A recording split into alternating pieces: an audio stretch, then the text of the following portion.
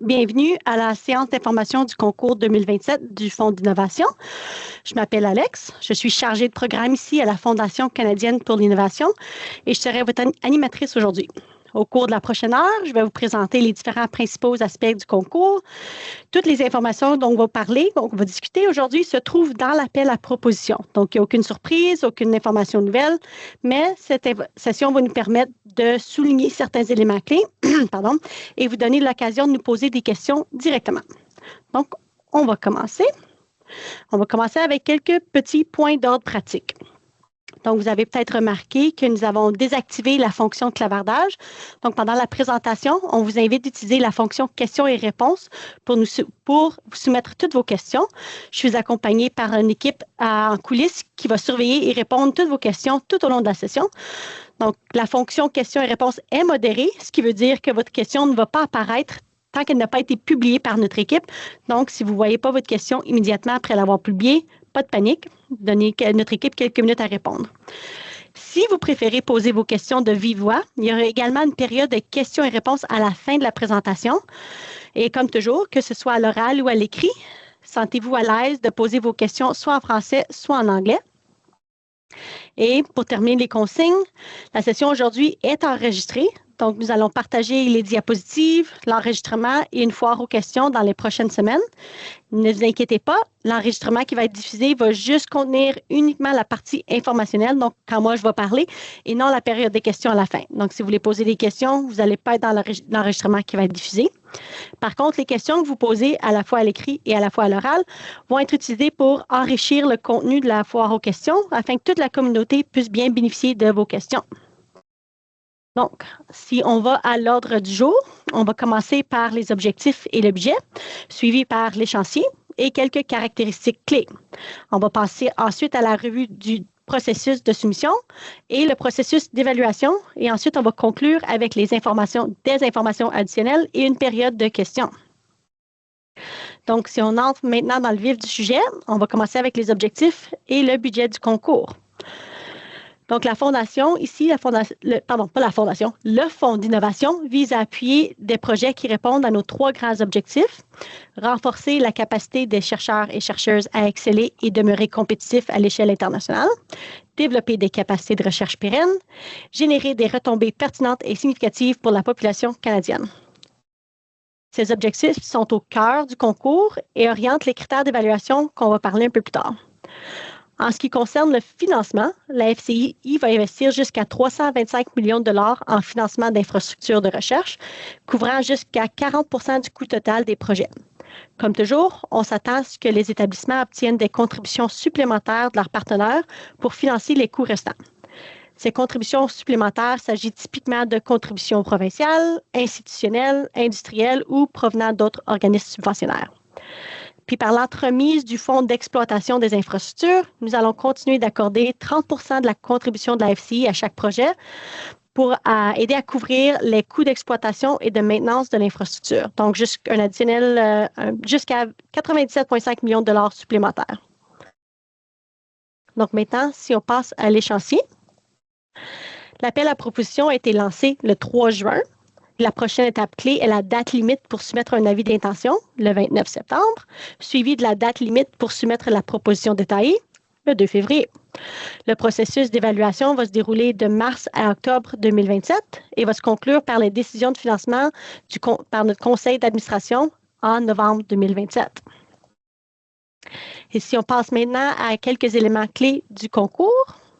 Premièrement, on va maintenir les 3 volets qui ont été introduits lors du concours précédent.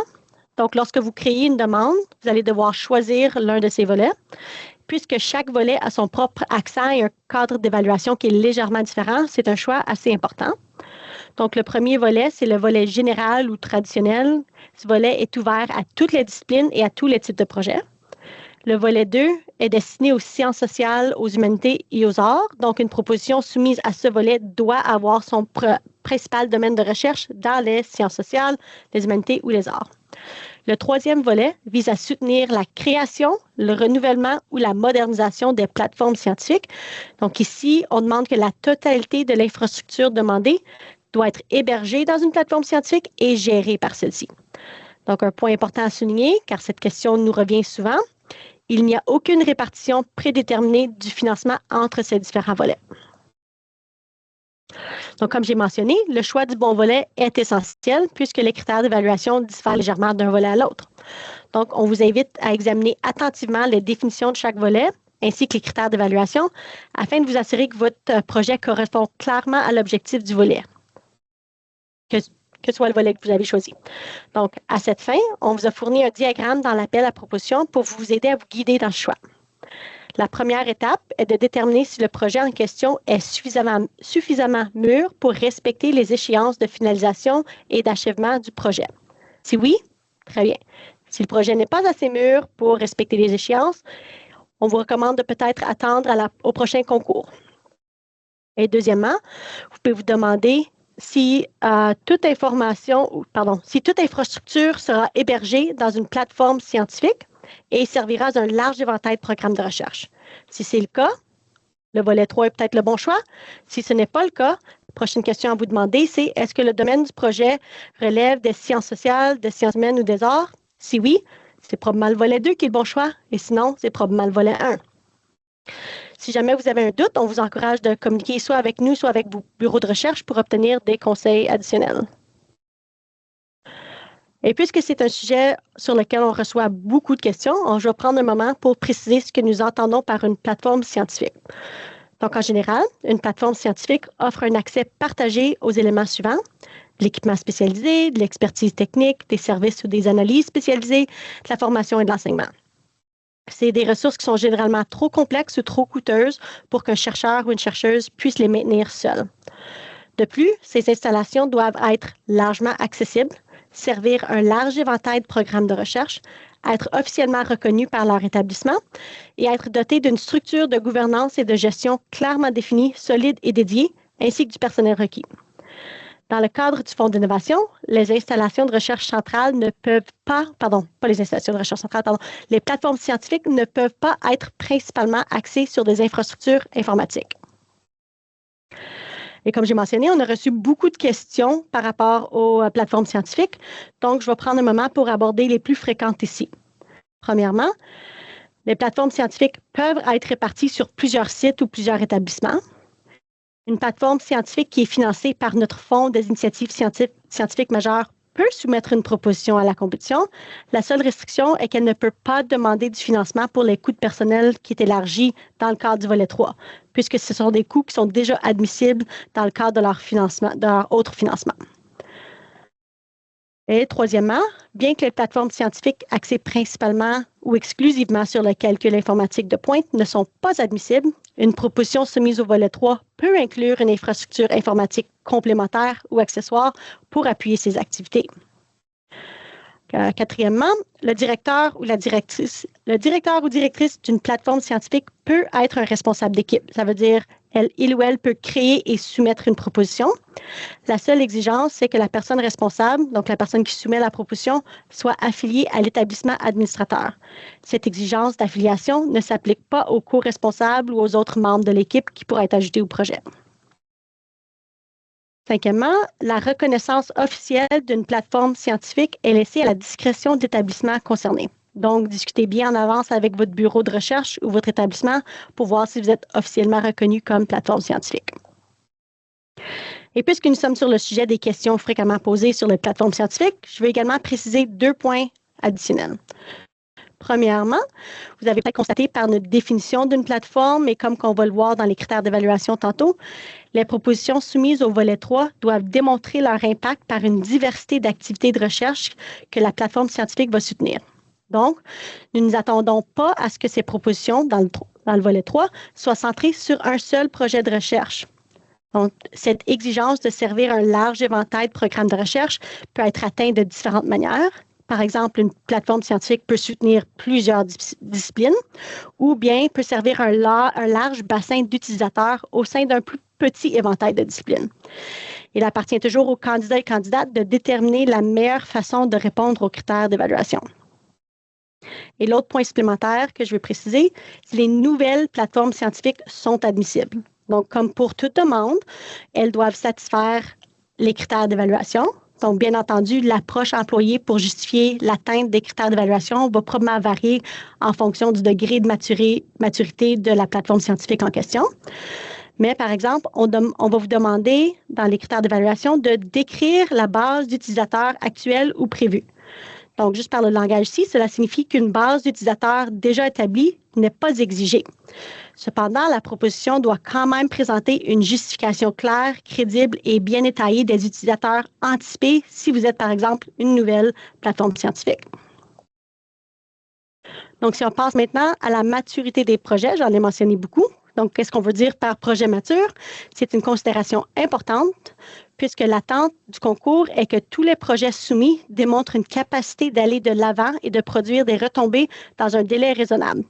Donc, plus précisément, on s'attend à ce que les projets financés dans le cadre du concours doivent être finalisés dans les 9 mois suivant une décision positive de financement et doivent être achevés.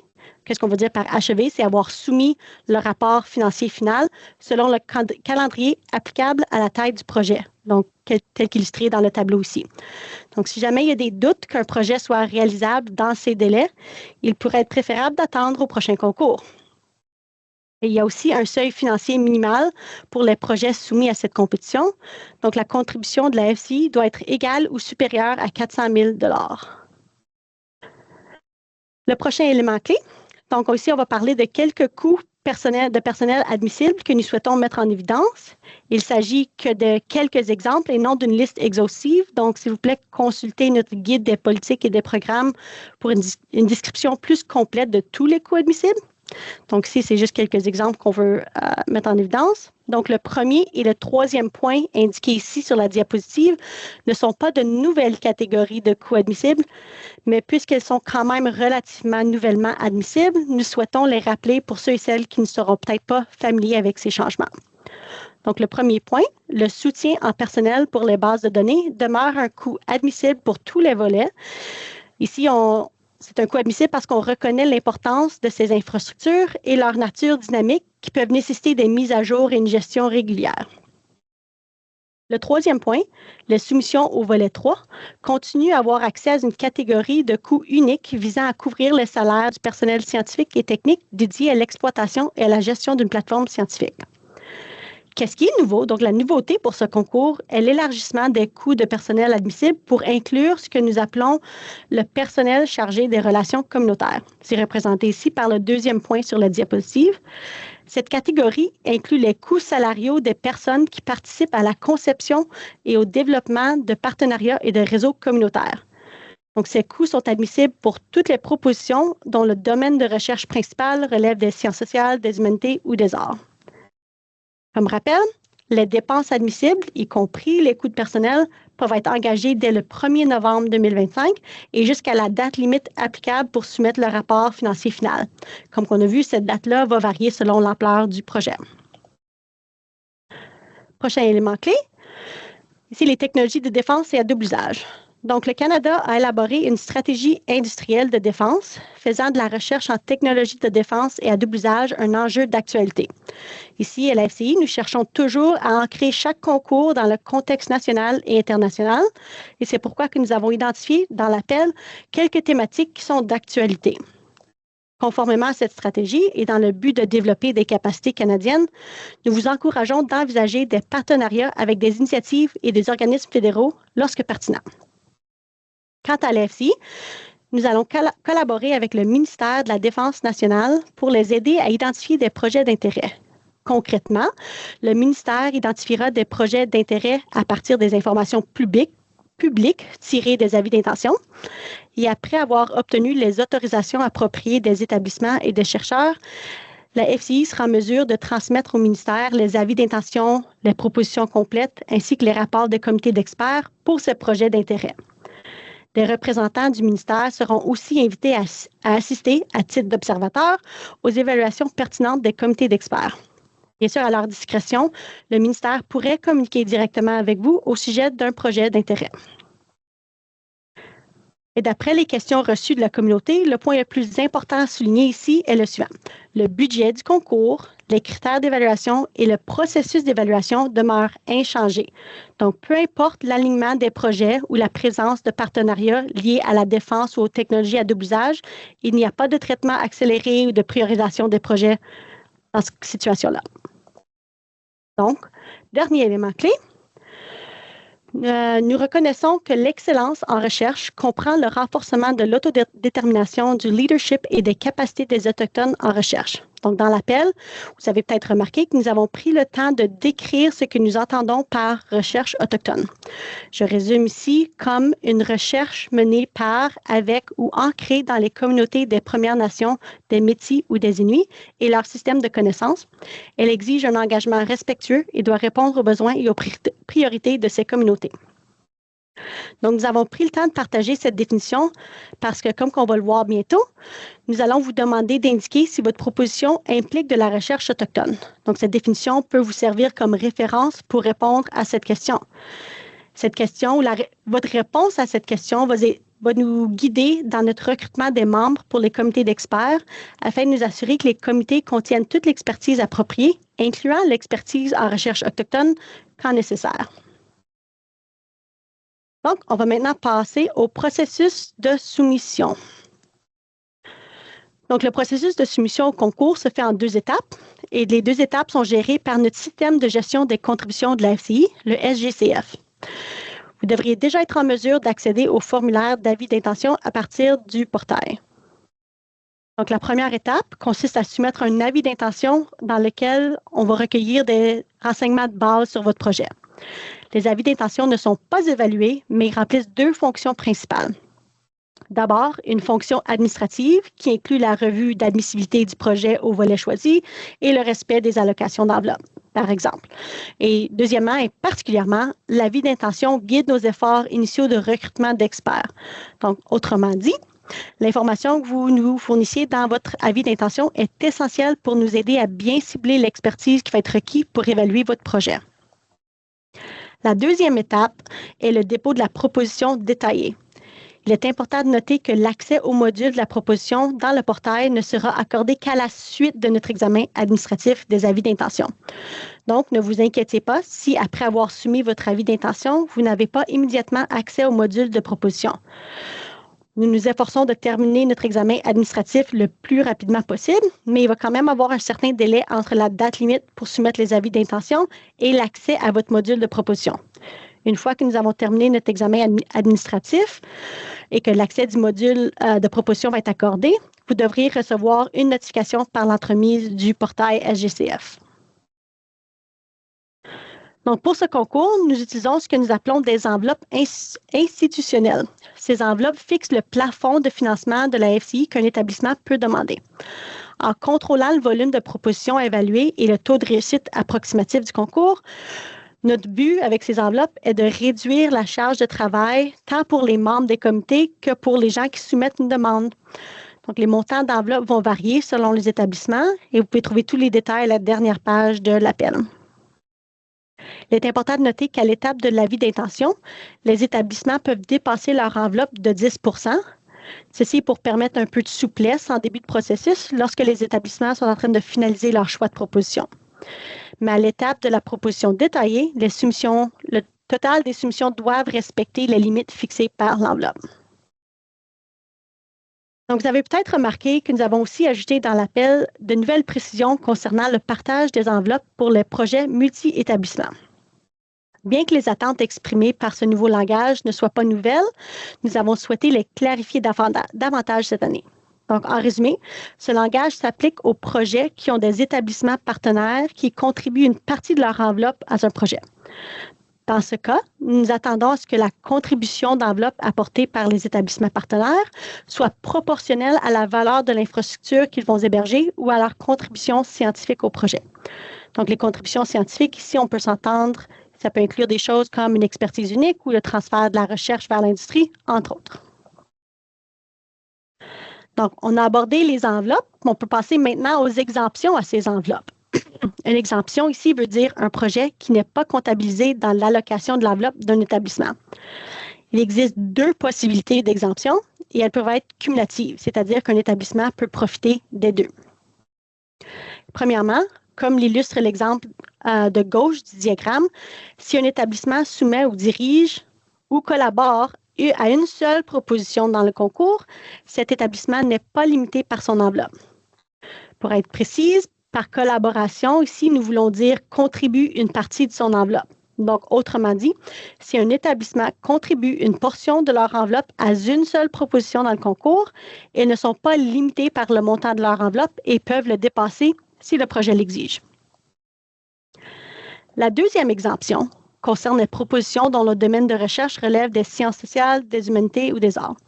Chaque établissement peut soumettre un projet dont le domaine principal est en sciences sociales, humanités ou les arts sans que cette proposition soit comptabilisée dans son enveloppe. Ici, les contributions des établissements collaborateurs sont aussi exemptées de leur enveloppe respective s'ils participent à un projet bénéficiant de cette exemption. Donc, un établissement peut diriger qu'un seul projet bénéficiant de cette exemption, mais peut collaborer à autant d'autres projets exemptés qu'il le souhaite. Donc, comme j'ai mentionné, ces exemptions sont cumulatives. Donc, si on revient au diagramme, cette fois l'exemple au centre, ici, un établissement soumet ou participe à deux projets, dont l'un a son domaine de recherche principal dans les sciences sociales, les humanités ou les arts. L'établissement n'est pas limité par son enveloppe. Ici, pour expliquer, un des projets est exempté par son domaine de recherche dans les sciences sociales, l'humanité et les arts, ce qui laisse un seul autre projet. Ce projet, c'est un projet unique, seul, donc il est admissible à la première exemption qu'on vient juste de discuter. Donc, en total, l'institution n'est pas limitée par son enveloppe dans ses soumissions s'il soumet deux propositions avec une demande dans les domaines de sciences sociales, l'humanité et les arts. Dans le troisième exemple, illustré à la droite du diagramme, si un établissement soumet ou collabore à trois propositions ou plus, il ne peut pas bénéficier de l'exemption pour une proposition unique seule. Il pourrait encore profiter de l'autre exemption si l'un des projets a son domaine de recherche principal en sciences sociales, l'humanité et les arts. Tous les autres projets, par contre, vont devoir respecter les limites d'enveloppe de l'établissement. Donc, si on passe maintenant à la première étape du processus de soumission, l'avis d'intention. L'avis d'intention ici est une brève soumission visant à vérifier l'admissibilité du projet et appuyer le recrutement des experts afin d'accélérer le processus d'évaluation. Donc ça, je pense que j'ai déjà mentionné plusieurs fois. Dans l'avis d'intention, vous allez devoir compléter les renseignements de base sur le projet. Ceci inclut le titre du projet, le montant demandé, des mots-clés, etc. On va aussi vous demander d'identifier les établissements partenaires. Comme on vient juste de voir, cette information est importante pour la validation des enveloppes. Par la suite, on vous demande de fournir un court résumé du projet en langage clair. Ce résumé sera publié sur notre site Web pour encourager des possibilités de partenariat. La section suivante concerne l'équipe. Vous pouvez identifier jusqu'à 10 personnes clés à la réussite des activités du projet. Les membres de l'équipe peuvent provenir de différents établissements, secteurs ou pays. Vous pouvez désigner 2 responsables d'équipe et comme toujours, on vous encourage fortement de considérer la diversité dans la composition de votre équipe, que ce soit en matière de diversité démographique, stade de carrière, etc. Le CV de chaque membre d'équipe ici sera joint à l'avis d'intention et dans ce CV, on vous encourage tous d'utiliser la section contribution professionnelle pour décrire dans un style plus narratif les réalisations et retombées plus variées, donc des mesures d'impact qui ne sont peut-être pas traditionnelles dans le monde académique. Et la section suivante, description du projet, est la partie la plus longue de l'avis d'intention. Il s'agit d'un document de 4 pages, ou 3 si c'est écrit en anglais, qui reflète la portée des activités prévues afin de nous aider à bien saisir l'expertise requise pour l'évaluation de votre projet. Ce document doit inclure une description des activités et résultats de recherche envisagés, un tableau de l'infrastructure demandée, ainsi qu'un tableau des partenaires et des conflits d'intérêts potentiels. Pour plus de détails sur les exigences précises de cette section de l'avis d'intention, s'il vous plaît, consultez l'appel à proposition. Et la dernière section de l'avis d'intention est celle des évaluateurs suggérés. Tout comme pour la composition de l'équipe, on vous encourage ici d'identifier un groupe diversifié d'experts qui possèdent toutes les compétences nécessaires pour évaluer votre projet sans conflit d'intérêts. Dans la préparation de votre avis d'intention, on vous encourage aussi de communiquer le plus tôt possible avec certaines organisations si pertinent. Donc, si vous prévoyez demander des fonds de contrepartie auprès de votre province ou territoire, Veuillez travailler de concert avec ses partenaires de financement dès le début pour valider l'alignement de votre demande avec leurs priorités et processus. Ceci va faciliter et accélérer la finalisation de votre projet si financé. Donc, la FCI coordonne ses propres processus d'évaluation avec ceux des provinces et territoires pour éviter le dédoublement des efforts. Donc, qu'est-ce que ça veut dire pratiquement ici? La FCI partage des propositions et des rapports de comité avec les provinces et territoires. On invite des représentants en tant qu'observateurs aux réunions des comités d'experts. Et notre comité d'évaluation multidisciplinaire spécial prend en compte les priorités des provinces et territoires dans leurs décisions recommandations finales. Donc, si votre projet doit héberger de l'infrastructure dans une installation nationale ou internationale, s'il vous plaît, discutez avec l'installation avant de soumettre votre avis d'intention afin d'obtenir leur approbation. Ça ne devrait pas être une surprise pour eux que tu as l'intention d'héberger de l'infrastructure dans leur site. Et finalement, si votre projet prévoit acquérir une infrastructure informatique de grande envergure, veuillez communiquer avec l'Alliance de recherche numérique du Canada afin de discuter de la possibilité d'intégrer cette infrastructure dans une plateforme nationale. Donc, je mentionne toutes ces organisations ici à l'étape de l'avis d'intention, puisque nous vous encourageons de commencer cette discussion le plus tôt possible, mais ces consignes s'appliquent aussi à la soumission de votre proposition. Continuez les discussions tout le long de la demande, si pertinent. Donc, on a parlé de l'avis d'intention. Maintenant, on va parler de la proposition détaillée. Donc, contrairement à l'avis d'intention, la proposition détaillée va être évaluée. On vous aide un petit peu avec la proposition parce qu'on va reporter tous les champs qui se dédoublent entre l'avis d'intention et la proposition. Donc, l'information va être reportée automatiquement. Et toutes ces informations qui sont reportées, sauf quelques exceptions comme le choix du volet, sont modifiables. Donc, vous pouvez les modifier au besoin. Donc, le premier module dans la soumission de votre proposition détaillée est le module description du projet. Et ce module est le cœur de votre soumission. Il contient les renseignements généraux sur le projet, un résumé en langage clair, l'équipe et le sommaire du projet. Ces sections sont toutes identiques à votre avis d'intention. Mais il y a 3 sections dans ce module qui sont différentes de l'avis d'intention. Ça, c'est le document PDF sur les critères d'évaluation, les ressources financières pour l'exploitation et la maintenance et les caractéristiques du projet. Donc, on va commencer par la section ressources financières pour l'exploitation et la maintenance. Cette section ici est une ventilation des coûts prévus pour l'entretien et le fonctionnement de l'infrastructure demandée au cours des 5 premières années d'utilisation, ainsi que le financement prévu pour couvrir ces coûts. Donc, au besoin, vous pouvez référer à ce tableau financier lorsque vous abordez le critère de pérennité. Point important, ce n'est pas dans cette section que vous détaillez les coûts liés à l'infrastructure demandée. C'est vraiment l'entretien et le fonctionnement de l'infrastructure. Si on passe aux caractéristiques du projet, les caractéristiques du projet, c'est une nouvelle section. Elle regroupe et élargit certaines questions relatives aux caractéristiques du projet auxquelles les responsables d'équipe peuvent maintenant répondre. Donc, avant, c'était les institutions, maintenant, c'est les responsables d'équipe. J'ai inclus des captures d'écran des questions afin de vous donner un aperçu de cette nouveauté, mais les questions sont tous très simples. En résumé, on vous demande d'indiquer si votre proposition implique de la recherche autochtone, si une partie de l'infrastructure sera située à l'extérieur du Canada, si des membres d'équipe ou des organisations partenaires sont situés à l'extérieur du Canada, et si une partie de l'infrastructure sera intégrée dans une plateforme scientifique ou installation de recherche nationale, et si oui, quel pourcentage de cette infrastructure. La dernière section du module description du projet, qui est différent de l'avis d'intention, est le document PDF critères d'évaluation. Ce document, c'est vraiment le cœur de votre soumission. C'est dans ce document-là que vous allez présenter toutes les activités de votre projet et répondre aux critères d'évaluation. Donc, ce document aura une longueur de 25 à 36 pages selon la taille de votre projet et la langue de la proposition.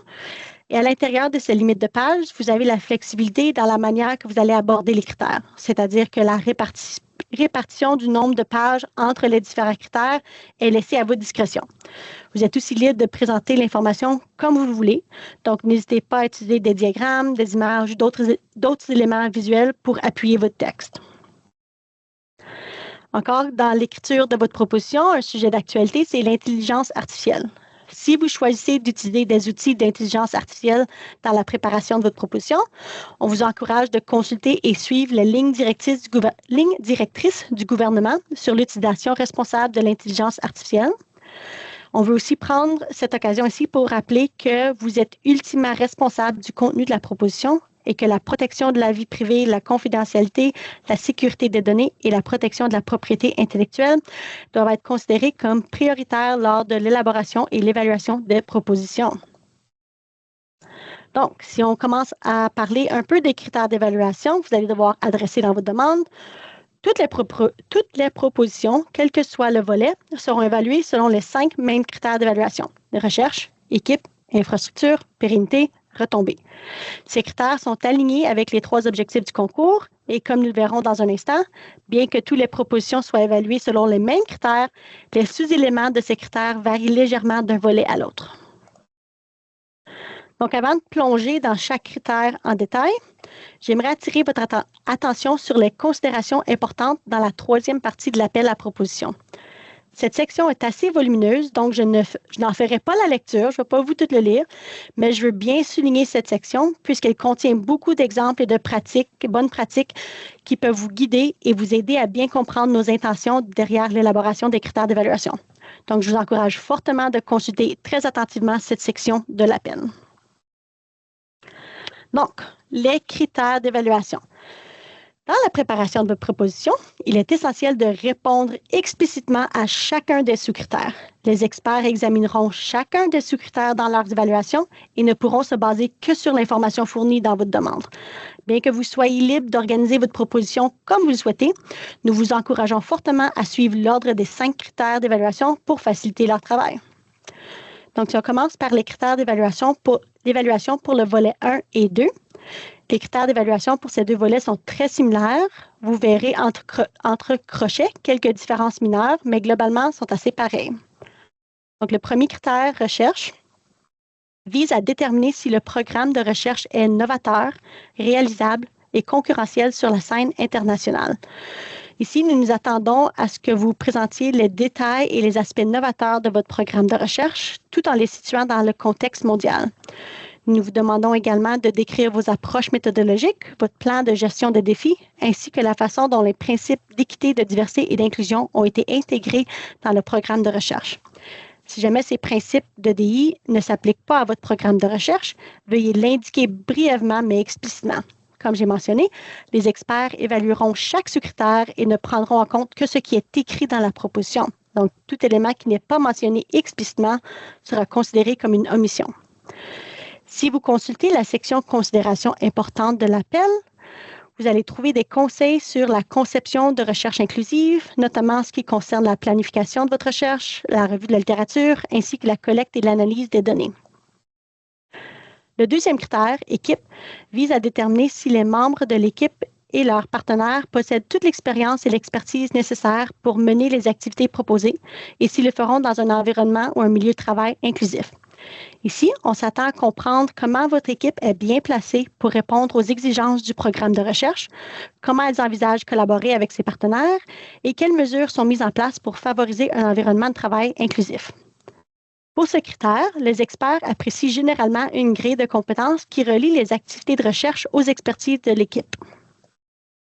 Et si vous consultez la section considérations importantes de l'appel, vous allez trouver des ressources sur l'importance de tenir compte des contributions variées et diversifiées, ainsi que des exemples de mesures concrètes pour créer un milieu de travail inclusif.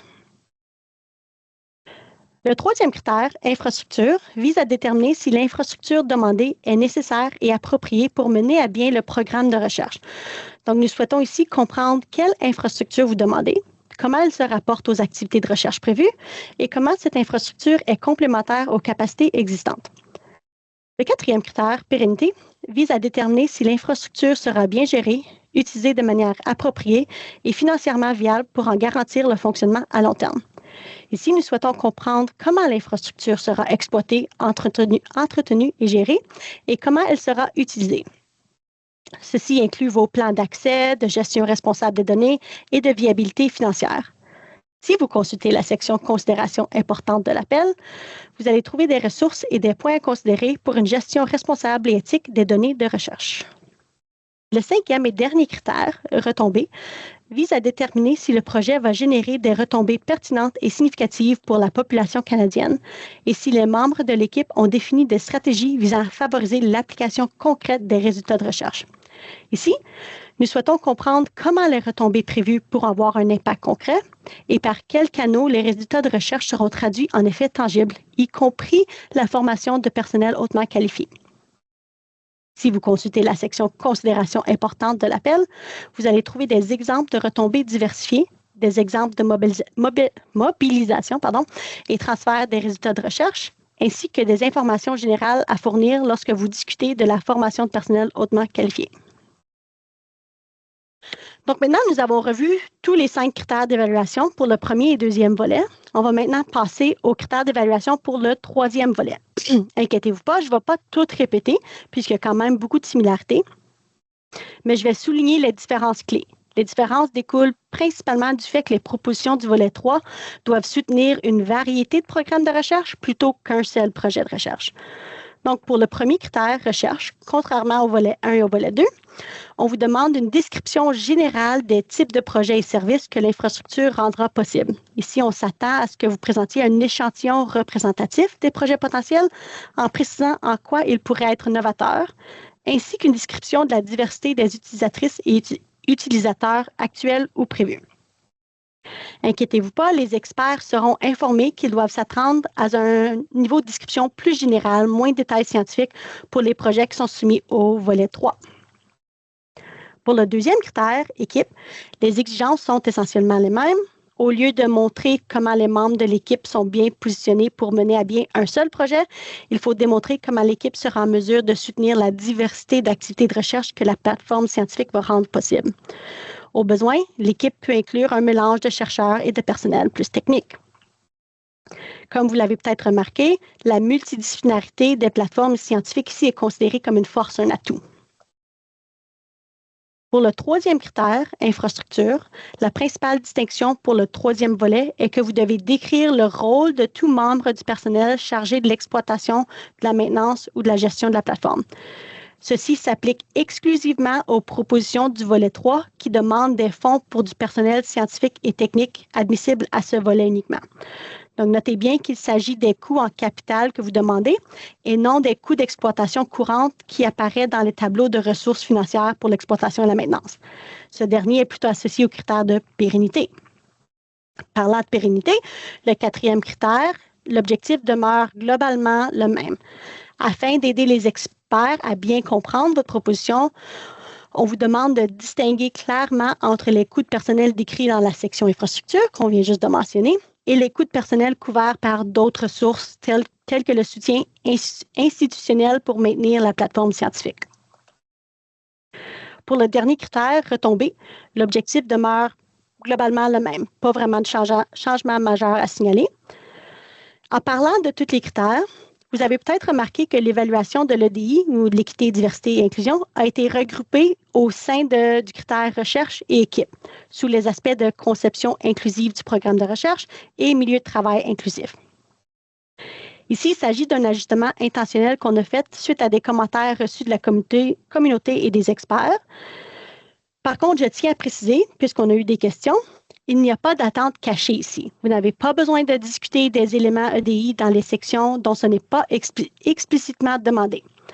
Par contre, s'il y a des éléments liés à l'EDI qui sont pertinents dans une autre section de votre demande, on vous encourage tout de même de les inclure. Donc, par exemple, bien qu'il n'y a pas de sous-critères spécifiques à l'EDI dans le critère retombé, des principes d'EDI sont peut-être quand même applicables, comme l'engagement auprès des communautés autochtones dans le cadre de la mobilisation des connaissances. Donc, en résumé, concentrez votre discussion sur l'EDI dans les critères où cela est explicitement demandé, mais ne vous sentez pas obligé de limiter vos considérations liées à l'EDI à ces seules sections si le sujet est pertinent ailleurs. Bon, ça, c'était beaucoup d'informations. On était toujours en train de discuter sur le sujet de la proposition détaillée. Plus précisément, on a discuté du document PDF des critères d'évaluation. Donc, si on revient aux différents modules de votre proposition détaillée, le prochain module qui est unique à la proposition détaillée comparé à l'avis d'intention est le module de financement. Ici, il s'agit de votre budget détaillé. C'est dans ce module que vous allez indiquer les détails financiers de l'infrastructure demandée. C'est ce que nous appelons les coûts des articles individuels, ainsi que toute contribution des partenaires prévus qui vont contribuer au financement de ces articles. Chaque article identifié dans ce budget doit être justifié dans votre proposition. Pour des raisons de répartition au prorata, nous vous demandons également dans ce module d'indiquer quel pourcentage de l'utilisation de l'infrastructure sera consacré à la recherche. Si une portion de l'infrastructure sert à d'autres activités telles que l'enseignement, les coûts doivent être calculés au prorata et cette répartition est expliquée dans la proposition. Donc, notre guide des politiques et des programmes contient des renseignements sur la façon de calculer ces prorata si nécessaire. Notre guide contient également des informations sur les différents éléments à inclure lorsque vous demandez des fonds pour des activités de construction ou de rénovation.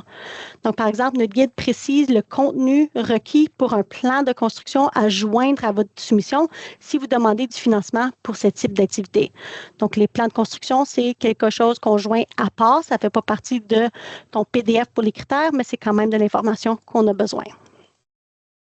Le dernier module, sécurité de la recherche, vous demande de répondre à des questions sur la nature des contributions des partenaires à votre projet et si votre projet relève des secteurs de recherche en technologie sensibles. Si vous répondez oui à l'une de ces questions, vous allez devoir remplir et fournir des documents supplémentaires. Ces formulaires, ces documents supplémentaires seront disponibles directement dans le module. Ces documents incluent le formulaire d'attestation RTSAP, le formulaire d'évaluation des risques et le formulaire d'identification d'un partenaire du secteur privé. Tous ces formulaires sont aussi disponibles sur notre site Web si jamais vous voulez les consulter d'avance. Vous pouvez répondre à ces questions et remplir les formulaires à tout moment, y compris à l'étape de l'avis d'intention. Cependant, ces renseignements et ces documents sont seulement exigés, obligatoires, à la soumission de la proposition détaillée.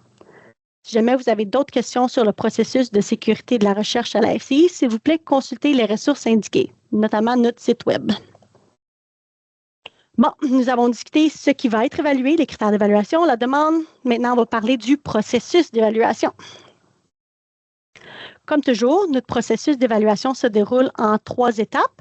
Premièrement, les comités d'experts évaluent les propositions selon les 5 critères. Cette évaluation met l'accent avant tout sur l'excellence scientifique. Les comités d'experts sont plus petits et l'expertise des membres est étroitement alignée avec le contenu des propositions évaluées.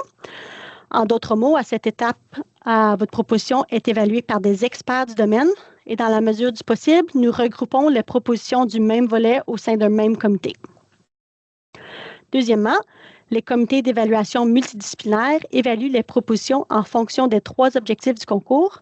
Comme leur nom l'indique, ces comités sont plus multidisciplinaires. Nous veillons à ce qu'un vaste éventail de disciplines soit représenté dans chaque comité. Et ces comités sont plus grands. Ils adoptent une perspective plus large dans leurs évaluations des propositions et sont appuyés par les rapports des comités d'experts.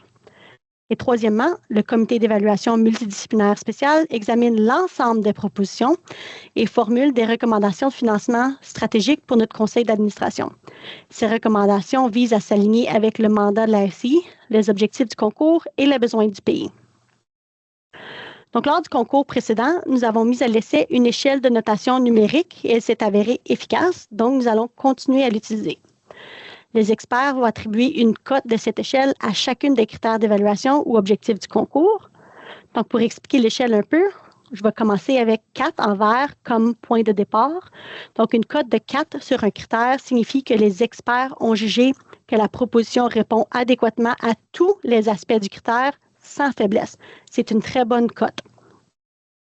Si on se déplace vers la droite, une cote de 3 signifie que dans l'ensemble, la proposition a suffisamment répondu à tous les aspects du critère, mais quelques faiblesses mineures ont été relevées. En continuant encore vers la droite, une cote de 2 indique que la proposition n'a répondu que partiellement aux critères et ou que des faiblesses majeures ont été identifiées. Et une cote de 1 signifie que le contenu de la proposition n'a aucunement répondu de manière appropriée aux critères. Si on va maintenant à l'autre extrémité de l'échelle, à la gauche, une cote de 4+ signifie non seulement que la proposition a adéquatement répondu à tous les aspects du critère sans faiblesse, mais qu'elle compte un élément qui va au-delà de ce qui est demandé, quelque chose de vraiment distinctif ou marquant. Donc, à chaque étape d'évaluation, certaines propositions ne progresseront pas à l'étape suivante. Ce processus de progression est illustré ici par le diagramme. J'aimerais bien attirer votre attention au seuil minimal à l'étape du comité d'experts. Donc, bien que le comité d'experts ne formule pas de recommandation de financement officielle, son évaluation peut quand même empêcher une proposition de progresser dans le processus d'évaluation. Donc, au stade du comité d'experts, si une proposition reçoit 3 ou plus cotes de 3, comme on vient de voir, ou une seule cote de 1 ou 2, la proposition ne passera pas à la prochaine étape d'évaluation. Donc, autrement dit, si une proposition présente des lacunes mineures dans 3 critères ou plus, ou une lacune majeure dans un seul critère, elle ne répond pas au seuil minimal et ne sera pas transmise au comité multidisciplinaire. Après l'évaluation par les comités d'experts, la progression des propositions dans le concours dépend des recommandations de financement formulées par les comités concernés, soit le comité d'évaluation multidisciplinaire ou le comité d'évaluation multidisciplinaire spécial. Donc, avant de conclure notre session d'information, j'aimerais partager avec vous quelques ressources additionnelles qui pourraient être utiles. Donc là, dans le SGCF, notre système de gestion des contributions de la FCI, vous pouvez trouver des outils pour vous appuyer dans la préparation de votre demande. Donc, par exemple, vous pouvez trouver les coordonnées des liaisons institutionnelles pour des collaborations, du moins des coordonnées pour ceux qui ont accepté que leurs coordonnées soient partagées dans cette liste. Si vous êtes une liaison à l'écoute aujourd'hui et vous souhaitez fournir vos informations par l'entremise de cet outil, mais ne savez pas comment le faire, n'hésitez pas à nous contacter par courriel et on peut vous guider dans ce processus-là. Le portail vous avisera aussi si vous avez été désigné comme un collaborateur ou collaboratrice dans un projet et vous pouvez confirmer votre participation à ce projet directement dans le portail. Et finalement, un outil de suivi des enveloppes et des équipes est à votre disposition pour vous aider à gérer l'ensemble de vos projets. Et d'autres ressources qu'on vous encourage de consulter, ici à la droite, est notre guide des politiques et des programmes, nos guides d'utilisation du SGCF, le site de Dora, qui représente des pratiques exemplaires en matière d'évaluation de la recherche, ainsi que les ressources fédérales sur l'EDI et l'intégration des connaissances autochtones en sciences. Une nouvelle ressource que je souhaite vraiment porter à votre attention est l'analyse forces et faiblesses que nous avons récemment publiée à partir des résultats du concours du Fonds d'innovation 2025. Ce document est le résultat d'une analyse des rapports d'évaluation, donc les rapports des comités d'experts et les rapports du comité multidisciplinaire. Et je vous recommande fortement de lire ce document attentivement afin de mieux comprendre les forces et les lacunes les plus fréquemment observées par les experts. Le document met en évidence les forces et les faiblesses relevées par les experts dans ces documents. Donc, une bonne lecture, je pense, qui va vous aider à préparer votre proposition.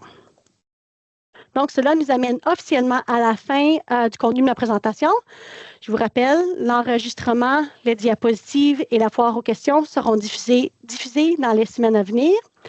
Désolée un peu pour le délai et le changement de plan à la dernière minute, mais je vous remercie chaleureusement de votre participation et de votre attention. Et je remercie aussi mes collègues qui ont répondu à vos questions. Comme toujours, si vous avez d'autres questions, n'hésitez pas à nous contacter à l'adresse courriel sur l'écran, fonds.innovation@innovation.ca.